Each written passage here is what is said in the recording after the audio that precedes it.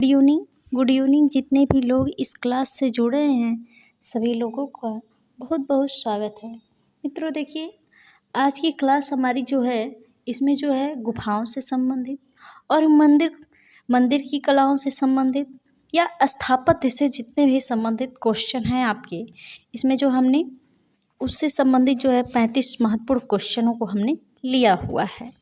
ये क्लास आपके लिए बहुत ही महत्वपूर्ण है। आप देखेंगे तो गुफा से, मंदिर से और स्थापत्य से जो है हर साल जो है कला के किसी भी पेपर में क्वेश्चन पूछे ही जाते हैं। तो चलिए शुरू करते हैं आज की क्लास। एक बार शेयर कर दीजिए, अगर सब्सक्राइब नहीं किए हैं सब्सक्राइब जरूर कीजिए, एक बार शेयर कर दीजिए।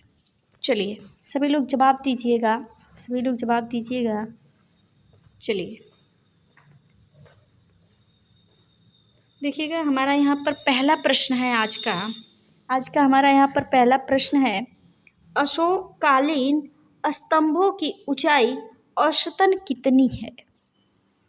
जो अशोक के समय में, सम्राट अशोक के समय में जो स्तंभ बने थे उसकी ऊंचाई औसतन जो है कितनी है? स्तंभ जो है अशोक के समय में कई स्तंभों का निर्माण हुआ, स्तूपों का निर्माण हुआ, उन्होंने लेख लिखवाए, स्तंभ लेख लिखाए, स्तूपों पर लेख लिखवाया गया। जो है उनके समय में जो स्तंभ बने उसकी ऊंचाई औसतन कितनी है बताइएगा? 10 से 15 फीट है, 15 से 20 फीट है, 30 से 35 फीट है, 40 से 50 फीट है। जो अशोक के समय में स्तंभ बने उसकी ऊंचाई जो है लगभग 40 से 50 फीट तक है। कितनी है?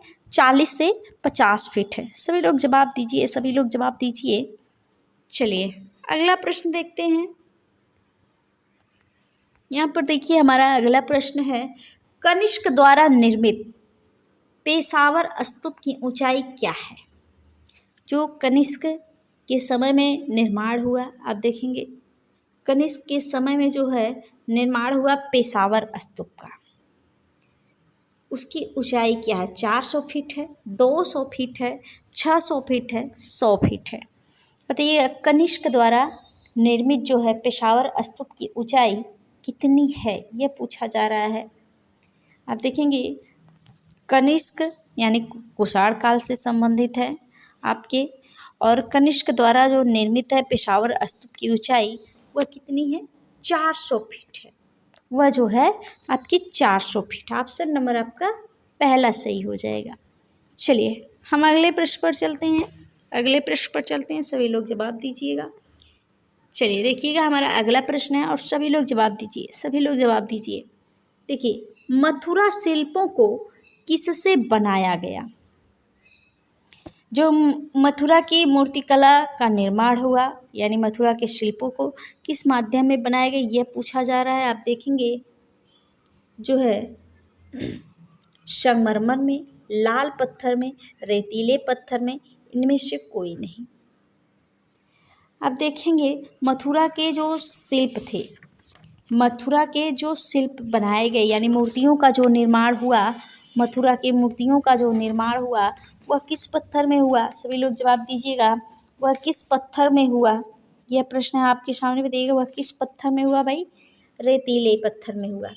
जो है बलुआ पत्थर, लाल बलुआ पत्थर में, यहाँ पे सिर्फ लाल पत्थर यानी रेतीले पत्थर में जो है मथुरा के शिल्पों का निर्माण हुआ था। चलिए हम अगले प्रश्न पर चलते हैं। देखिएगा, यहाँ पर अगला प्रश्न है हमारा, अयोध्या से प्राप्त एक स्तंभ की ऊंचाई कितनी है? जो है अयोध्या से जो है प्राप्त हुए हैं स्तंभ, उनकी ऊंचाई कितनी है? 65 फीट है, 50 फीट है, 60 फीट है, इनमें से कोई नहीं है। बताइएगा अयोध्या से प्राप्त एक स्तंभ की ऊंचाई कितनी है? अयोध्या से जो प्राप्त हुए स्तंभ की ऊंचाई जो है वह 50 फीट है। 50 फीट है। चलिए अगला हम प्रश्न देख लेते हैं। देखिए यह भी क्वेश्चन संबंधित है अयोध्या से ही। यह स्तंभ भारी भरकम होते हुए भी दर्शनीय क्यों है? जो अयोध्या के जो स्तंभ प्राप्त हुए वह भारी भरकम होते हुए भी दर्शनीय क्यों है, यह पूछा जा रहा है। बताइएगा खुरदुरा है, मटमैला है, चिकना है, इनमें से कोई नहीं है। दर्शनीय क्यों है? खुरदुरा होने के नाते है, या मटमैला होने के नाते, या चिकना होने के नाते है? क्यों भाई? चिकना होने के नाते जो है दर्शनीय है। चलिए अगला देख लेते हैं प्रश्न। चलिए, तोरण व प्रवेश द्वार की कमानी और रेलिंग्स की बनावट के लिए किसका प्रयोग किया गया? जो तोरण और प्रवेश द्वार यानी ये स्तूपों में इसका निर्माण हुआ, रेलिंग्स जो बने उसमें बनाने के लिए किसका प्रयोग हुआ है? प्रस्तर का, लकड़ी का, ईंट का, इनमें से कोई नहीं। देखिए, जब मौर्य काल में बने उसमें लकड़ी का बना होता था, और बाद में जो है प्रस्तर का बना। किसका प्रयोग किया गया? बाद में जो है प्रस्तर का जो है प्रयोग किया गया है। प्रस्तर ही यहाँ पर सही होगा। किसका प्रयोग किया गया है? तो प्रस्तर का प्रयोग किया गया है। शुंग काल का ही माना जाता है, इसलिए शुंग काल के समय में प्रस्तर का बन चुका था, इसलिए प्रस्तर का ही माना जाता है। चलिए अगला प्रश्न देखते हैं। देखिए, स्तंभों की कतारों वाली गुफाएं कहाँ मिली हैं? स्तंभों की कतारों वाली गुफाएं कहाँ मिली हैं? नासिक में, उड़ीसा में, भांजा में, इनमें से कोई नहीं। उड़ीसा है यहाँ पर, नासिक में, भांजा में, उड़ीसा में, इनमें से कोई नहीं बताइए। स्तंभों की कतारों वाली गुफाएं, जो स्तंभ है उसमें कतार कतार में जो गुफाएं हैं वह कहाँ मिली भाई? नासिक में मिली हैं, आपके नासिक में। चलिए अगला प्रश्न देख लेते हैं। सभी लोग जवाब दीजिएगा, सभी लोग जवाब दीजिए। एक बार शेयर कर दीजिए, एक बार कष्ट कर लीजिए, शेयर कर दीजिए एक बार। चलिए हमारा अगला प्रश्न है, मथुरा की स्त्रियों के शिल्प कैसे लगते हैं? मथुरा शैली में जो स्त्रियों के जो भी मूर्ति बनी हुई है वह कैसे लगते हैं? जो शिल्प बनाए गए हैं मथुरा शैली में, जो स्त्रियों के शिल्प बनाए गए वह कैसे लगते हैं? नाजुक लगते हैं, सुडौल लगते हैं, या सौंदर्यपूर्ण लगते हैं, या इनमें से कोई नहीं। मथुरा शैली में जो स्त्रियों के शिल्प बनाए गए वह जो है सुडौल लगते हैं। क्या लगते हैं भैया? वह सुडौल लगते हैं। चलिए अगला हम प्रश्न देखते हैं। देखिएगा हमारा यहाँ पर अगला प्रश्न है, मथुरा के शिल्पकार किस आकार के शिल्प बनाते रहे? मथुरा शैली के जो शिल्पकार थे वह किस आकार के शिल्प बनाते थे? लघु शैली में, प्रचुर, विशाल, इनमें से कोई नहीं। मथुरा के शिल्पकार जो थे वह शिल्प किस आकार में बनाते थे? यह प्रश्न है, सभी लोग जवाब दीजिएगा। लघु आकार में बनाते थे, प्रचुर में, या विशाल आकार में बनाते थे? ये प्रश्न बताइएगा। किस आकार में बनाते थे भाई? विशाल आकार में बनाते थे। विशाल आकार में मथुरा शैली के जो शिल्पकार थे वह शिल्प विशाल आकार में बनाते थे। चलिए अगला हम देखते हैं, मथुरा कला में किन कला मूल्यों का समन्वय हुआ? मथुरा कला में किन कला मूल्यों का समन्वय हुआ? ईरानी, ग्रीक, भारतीय, इनमें से कोई नहीं बताइएगा। मथुरा कला में किन कला मूल्यों का समन्वय हुआ? देखिए, जो मथुरा कला शैली थी, जो मथुरा की जो मूर्ति कला शैली थी, उस समय आप देखेंगे तो जो है जो मथुरा कला और गांधार कला दोनों लगभग समकालीन मानी जाती हैं। तो कनिष्क के शासनकाल में ही जो है मथुरा जो है कनिष्क की राजधानी थी। कनिष्क के शासनकाल में मथुरा उसकी राजधानी थी और उसी का प्रभाव पड़ा है, इसलिए जो है कला जो है मथुरा की कला में जो है ग्रीक कला का समन्वय हुआ है। ग्रीक कला का समन्वय हुआ है। चलिए अगला हम प्रश्न देखते हैं, अमरावती के खंडित स्तूप के टूटे हुए हिस्से किस म्यूजियम में आज भी सुरक्षित हैं? देखिएगा, अमरावती के खंडित स्तूप के टूटे हुए हिस्से किस म्यूजियम में आज भी सुरक्षित हैं? मद्रास म्यूजियम है, बॉम्बे म्यूजियम है, ब्रिटिश म्यूजियम है, इनमें से कोई नहीं है। बताइएगा, अमरावती के खंडित स्तूप के टूटे हुए हिस्से किस म्यूजियम में आज भी सुरक्षित है? जो अमरावती शैली है, जो आपकी अमरावती स्तूप है उसकी बात की जा रही है यहाँ पे। अमरावती स्तूप आपके आंध्र प्रदेश के गुंटूर जिले में स्थित है और उसके टूटे हुए हिस्से जो है वह कहाँ है भाई, मद्रास संग्रहालय में संग्रहित है। चलिए अगला हम देख लेते हैं प्रश्न। नागार्जुनी गुफाएं निर्मित की गई दशरथ द्वारा, खारवेल द्वारा, अशोक द्वारा, चंद्रगुप्त द्वितीय द्वारा। देखिए नागार्जुनी गुफाएं जो निर्मित की गई वह किसके द्वारा भाई, नागार्जुनी पहाड़ी को काट कर जो है 3 गुफाओं का निर्माण किया गया है, अशोक पौत्र दशरथ द्वारा किया गया। अब बताइएगा आप, अशोक ने किस पहाड़ी को काट कर 4 गुफाओं का निर्माण किया था? अशोक ने किस पहाड़ी को काटकर 4 गुफाओं का निर्माण किया था, ये बताइएगा आप। अगला प्रश्न देखते हैं। भीतरगांव मंदिर में गुप्तकालीन ईंटों का प्रयोग हुआ है, वह स्थान बताओ जहां स्थित है। भीतरगांव मंदिर में गुप्तकालीन ईंटों का प्रयोग हुआ है, वह स्थान बताओ जहां स्थित है। भीतरगांव का मंदिर कानपुर है, लखनऊ है, बरेली है, जयपुर है। आप सभी लोग जवाब दीजिएगा। भीतरगांव का मंदिर जो गुप्तकालीन है उसमें ईंट का प्रयोग हुआ है, वह स्थान कहाँ है भाई, कानपुर का मंदिर जो है, भीतरगांव का मंदिर जो है कहाँ पर स्थित है, कानपुर में। चलिए अगला हम प्रश्न देखते हैं। सीता बोंगरा का महत्व है, सीता बोंगरा का महत्व है रंगशाला के लिए, मधुशाला के लिए, चित्रशाला के लिए, नाट्यशाला के लिए।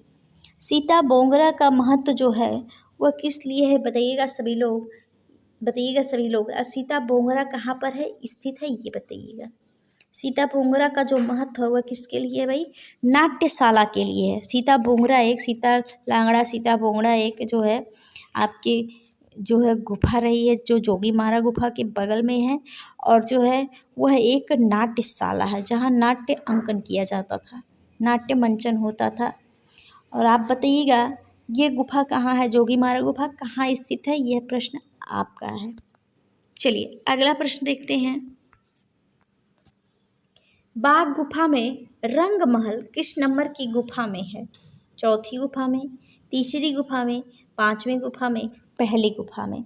आप सभी लोग जानते हैं बाघ गुफा जो है वह जो है उसमें कुल कितनी गुफाएं हैं, 9 गुफाएं हैं। किस धर्म से संबंधित है, बौद्ध धर्म से संबंधित है। और जो है आपकी देखेंगे 5 गुफाओं का नामकरण किया गया है, और 6वीं 7वीं 8वीं और 9वीं गुफाओं का नामकरण नहीं है। और आप देखेंगे उसमें से चौथी गुफा को रंग महल कहा गया, और सबसे अधिक चित्र भी पाया गया। सबसे अधिक चित्र किस गुफा में, चौथी गुफा में। चलिए अगला हम प्रश्न देखते हैं। देखिए 1889 ईस्वी में सिंगेरिया के चित्रों की प्रतिलिपियां किसने तैयार की थी? 1889 ईस्वी में सिंगेरिया के चित्रों की प्रतिलिपियां किसने तैयार की थी? रविन्द्रनाथ टैगोर ने, अमृता शेरगिल ने, नंदलाल बोस ने, जो है मुरे ने। बताइएगा। रविन्द्रनाथ टैगोर जी हैं जो आपके सिंगेरिया गुफा आप सभी लोग जानते हैं श्रीलंका में स्थित है, श्रीलंका के मटाले ज़िले में स्थित है।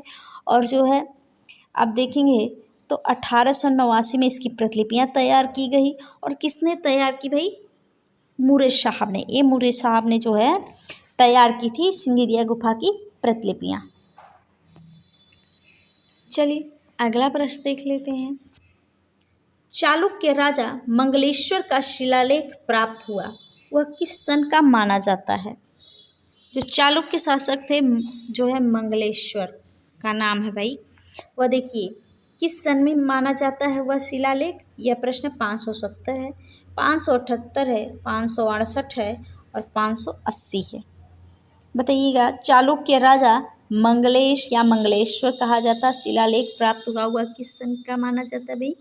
578 ईस्वी का, 578 ईस्वी का। चलिए अगला प्रश्न है।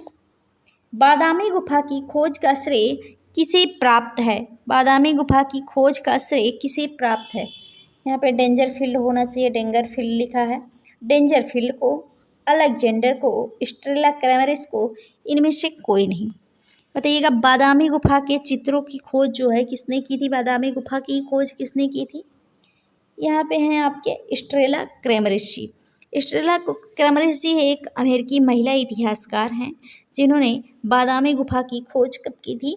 1924 ईस्वी में की थी, 1924 ईस्वी में। और डेंजरफील्ड साहब ने बाघ गुफा की खोज की थी, बाघ गुफा की खोज की थी। चलिए अगला हम प्रश्न देखते हैं। कांचीपुरम मंदिरों में भित्ति चित्रों के अवशेषों की खोज किसने की थी?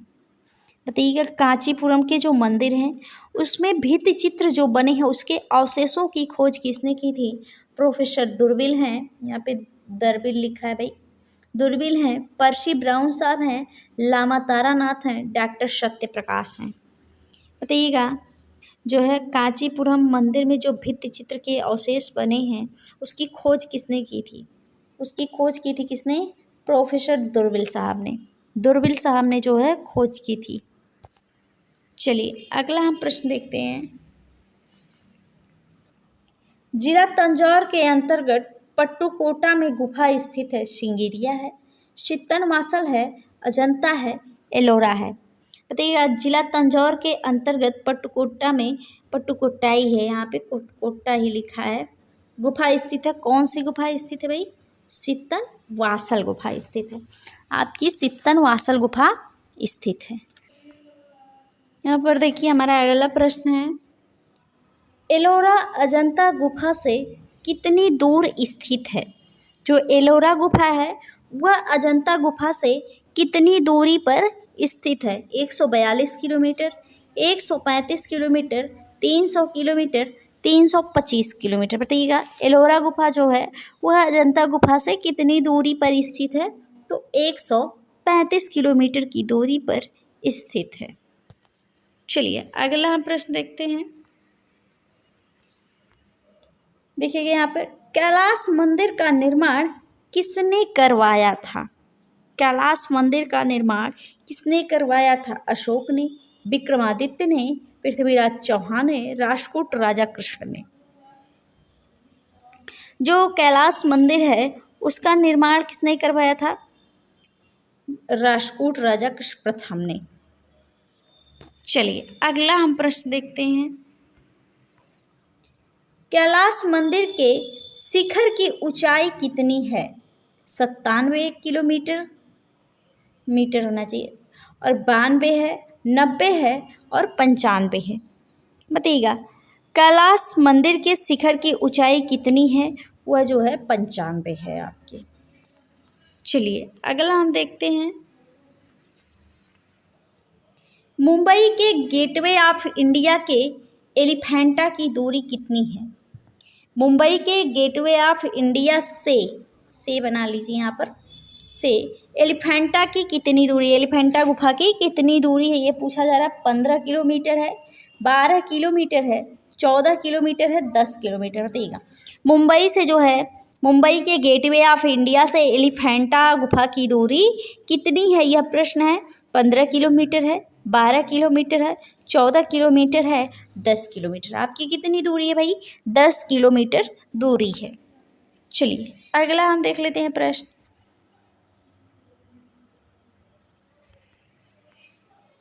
देखिएगा एलिफेंटा गुफा समुद्र से घिरी है।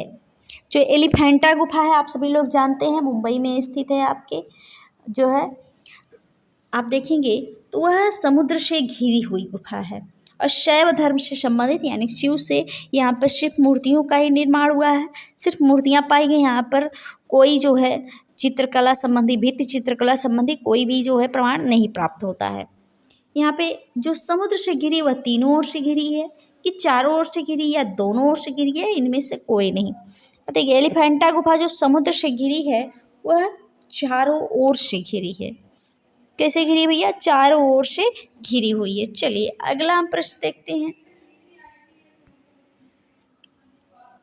देखिएगा एलिफेंटा के समीप समुद्र तट पर एक बड़ी मूर्ति थी, शेर की, हाथी की, घोड़े की, बैल की? सभी लोग जानते हैं एलिफेंटा गुफा के समीप जो समुद्र तट पर एक मूर्ति जो मिली वह किसकी थी भाई? हाथी की। और पुर्तगालियों ने देखा, यानी अंग्रेज थे, पुर्तगालियों ने देखा और उन्हें जो है एलिफेंटा नाम दिया।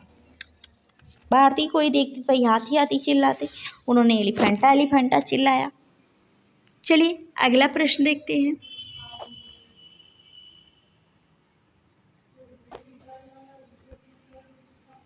देखिएगा, जनन, रक्षा, संहार तीनों रूपों का द्योतक है। शिव पार्वती हैं, गंगाधर की मूर्ति है या त्रिमूर्ति है?